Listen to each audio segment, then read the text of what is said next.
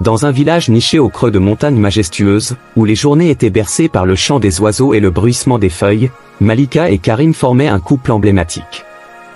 Karim, charismatique et généreux, était très respecté. Quant à Malika, sa beauté n'avait d'égal que sa réputation d'épouse aimante et dévouée. Mais derrière ce tableau parfait se cachait une femme rongée par l'insécurité. Malika adorait son mari. Elle voyait en lui un homme parfait, et cela la terrifiait.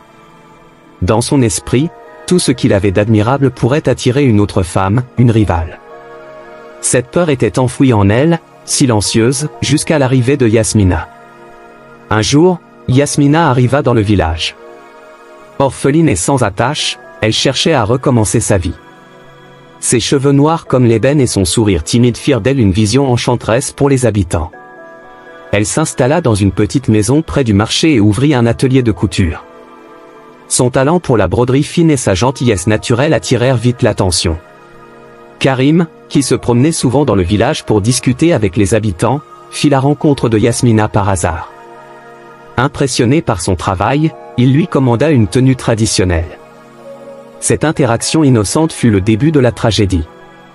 Malika remarqua rapidement l'intérêt de son mari pour la couturière.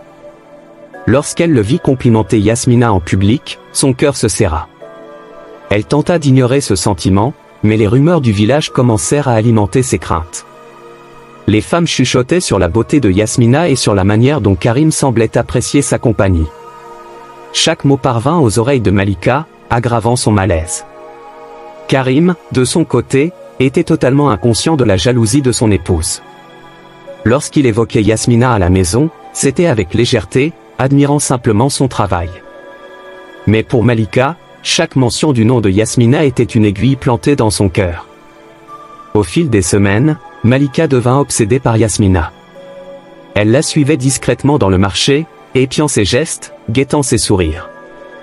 Elle interprétait chaque interaction comme une menace. Une fois, elle vit Karim aider Yasmina à porter un panier d'étoffes. Ce geste, bien que banal, déclencha une explosion de colère silencieuse en elle.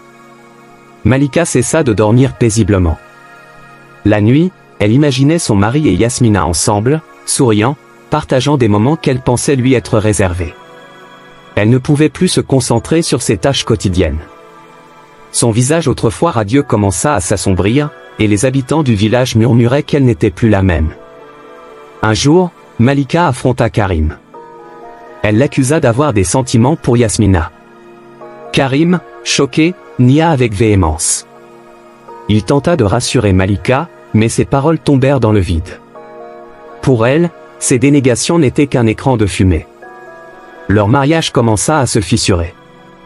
Malika décida alors d'affronter Yasmina directement. Elle se rendit à l'atelier de la couturière et, sous prétexte de vouloir commander une robe, entama une conversation. Mais rapidement, son ton changea. Elle accusa Yasmina de vouloir séduire son mari. Yasmina, surprise, nia catégoriquement. Elle expliqua qu'elle respectait Karim et n'avait aucune intention de briser leur union. Mais Malika, aveuglée par sa jalousie, refusa de la croire. Malika, incapable de maîtriser sa rage, élabora un plan pour se débarrasser de Yasmina. Elle l'invita chez elle, prétextant vouloir discuter de vêtements pour une cérémonie importante. Yasmina, toujours serviable, accepta l'invitation. La soirée arriva. Malika prépara un thé sucré et accueillit Yasmina avec un sourire dissimulant ses intentions sombres.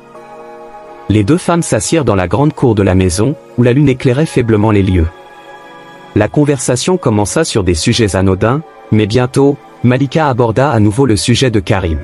« Tu crois que je ne te vois pas ?» lança Malika, le regard perçant. Yasmina, décontenancée, tenta de répondre, mais Malika l'interrompit. « Tu veux mon mari, n'est-ce pas ?» Yasmina se leva, effrayée par l'intensité de Malika. Mais avant qu'elle ne puisse quitter la maison, Malika la retint fermement. La dispute dégénéra en une lutte physique. Dans un moment de rage incontrôlable, Malika s'empara d'un objet lourd, un candélabre, et frappa Yasmina. Lorsque Malika réalisa ce qu'elle avait fait, elle resta figée, incapable de bouger. Le corps inerte de Yasmina gisa devant elle. Paniquée, Elle transporta le corps jusqu'à la rivière voisine et tenta de le dissimuler sous les rochers. Mais la culpabilité s'empara d'elle comme une ombre pesante. Le lendemain, le village fut plongé dans le chaos lorsque des pêcheurs découvrirent le corps de Yasmina. La nouvelle se répandit comme une traînée de poudre. Les soupçons se tournèrent rapidement vers Malika, dont le comportement étrange avait été remarqué par beaucoup. Lorsqu'elle fut confrontée par les anciens du village, Malika éclata en sanglots et avoua tout. Elle raconta comment sa jalousie l'avait consumée, comment elle avait perdu pied face à la peur de perdre Karim. Son mari, dévasté, resta silencieux tout au long de l'aveu. Le conseil du village, après de longues délibérations, décida de bannir Malika. Elle fut contrainte de quitter le village, seule, avec le poids de son crime sur les épaules. Yasmina, quant à elle, fut enterrée avec les honneurs, et une stèle fut érigée à sa mémoire.